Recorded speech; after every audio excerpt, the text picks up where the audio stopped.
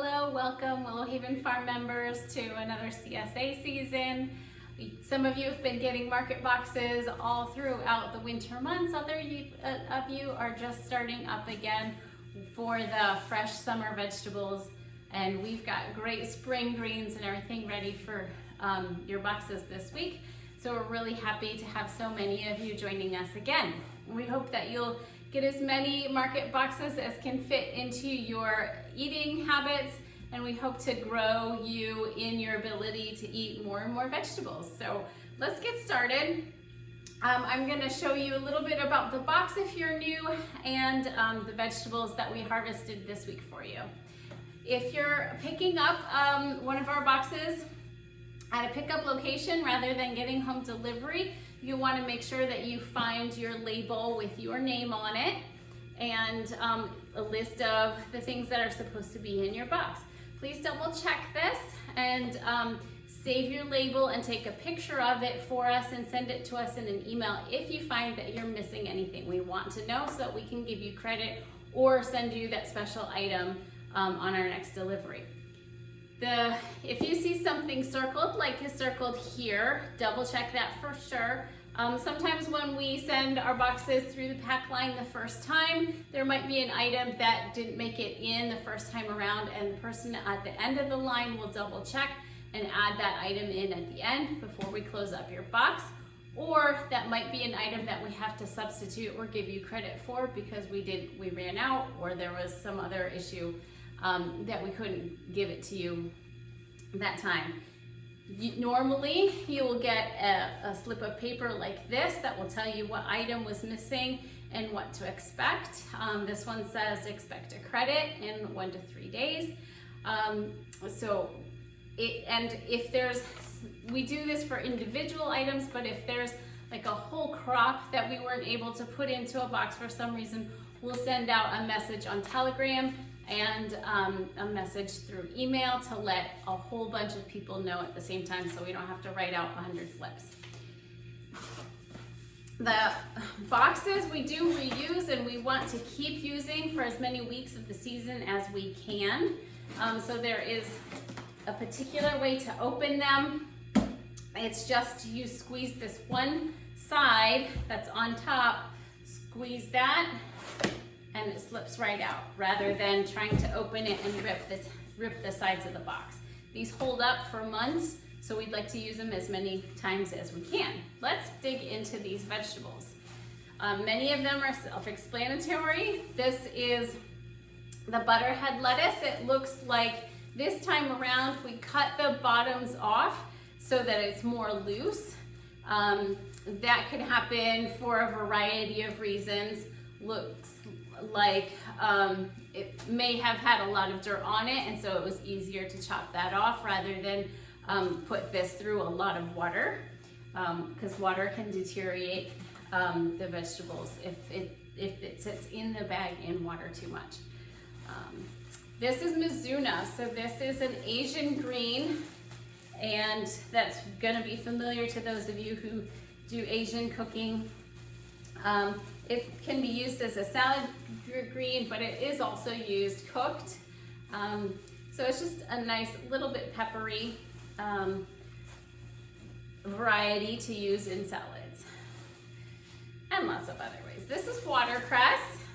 In the email that I'm going to send you a link to lots of information about how to store everything. I talked about watercress in my last video, and so for those of you who are new, this is what it looks like. It grows in the creek, actually. This, I think, is our loose leaf lettuce this week. Because of the shelf life of this is something that you're going to want to eat right away. Other things like kale will keep longer in your refrigerator, and you'll want to go to my website and see all the storage information for this week for all the vegetables that you can get. But kale will hold up longer, so there's not a rush to eat it right away. This variety here you can see is red Russian kale. It has the purple stems and I don't know if all of the kale that we picked this week was Red Russian. The other one that has bumpy leaves is called Toscano. I also got some herbs in my box. This is a bunch of mint. Mint grows like a weed here at Willow Haven Farm, but you'll want to cut the ends of these off and put them in a glass with water to keep them fresh and use them throughout the week. We have spring radish, so your traditional red bulbs. You can eat the tops too, and I'm going to send you a special PDF that will give you kind of the inside secrets of which vegetables you can also eat the tops, so it's kind of like getting 2 for 1. The bok choy is beautiful. This is another Asian green. I love it because I can use the stems for the texture, like celery in salads or in soups, and the green is very tender. It's very easy to eat raw in salads or stir fry. It holds up to both of those preparations. People love our scallions, or they're also called green onions, because they're so big. So this week's bulbs, I have some smaller ones and some medium ones, but they do get bigger as the season goes along, and we keep the greens on for you because you can use all the way up to the top, chopping them up, using them in various ways. Asparagus is another favorite of mine. All of our vegetables organic. These are grown specially for you by Leroy Souter at Souter Organics. And I said this in my last video, but I'll tell you again for those who are new, the biggest mistake you can make with asparagus is cooking it into mush, which is I don't think anybody really likes unless you're purposely doing that to make soup or something. And the other thing is leaving the woody stems on. So these stems do have fibers in them, and you want to cut the last inch or so off. My favorite way of doing it is just to give it a break wherever it gives the easiest. And that way I know that the stemmy woody part is here and I can discard it, and all of this is tender and will cook up beautifully.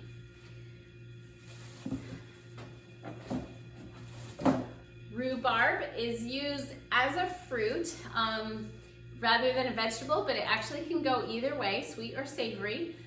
It is a tart stem of a plant. We've taken the leaves off. They're actually quite big and would take up a lot of room in your box.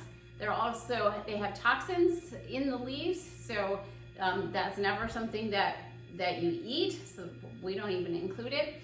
And often, you're always going to want to chop it up. It cooks down really soft. It's not really very fibrous, and but you'll want to add sugar. So whatever balance of sweet and sour and flavor that you like, play with it and enjoy. You can make pies and jams.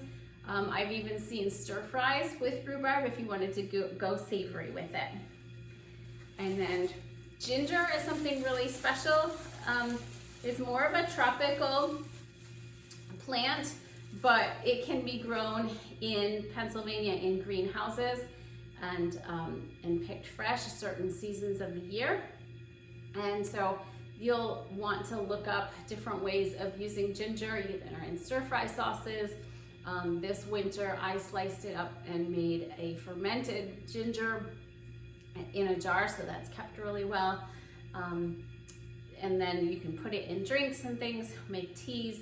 Ginger is wonderful, and it's so nice to have organic and locally grown. That's something newer to Pennsylvania that most people haven't seen before. So did I get everything on my list? Ginger, radish, rhubarb, asparagus, bok choy, scallions, kale, loose lettuce, mizuna, watercress, arugula, mint, cilantro. I don't see my mushrooms, so I think that means that my kids put them away before I got this box here. I got the portobello and the cremini mushrooms. You'll just want to keep those in the paper bags that we send them to you in. and use them up within a few days. So enjoy all the vegetables. I hope that you'll enjoy eating them, and be sure to look for the email that I'm going to send you today. I hope it's going to be with this video actually, and then click on the links to go to the blog post, which will have lots of information about how to use and store these vegetables, with links to recipes and ebooks as well. Have a wonderful week, and if there's something in this selection of vegetables that you didn't have in your box and you're interested in trying, put it in your box next time. Have a great week. Bye. What are these, Mommy?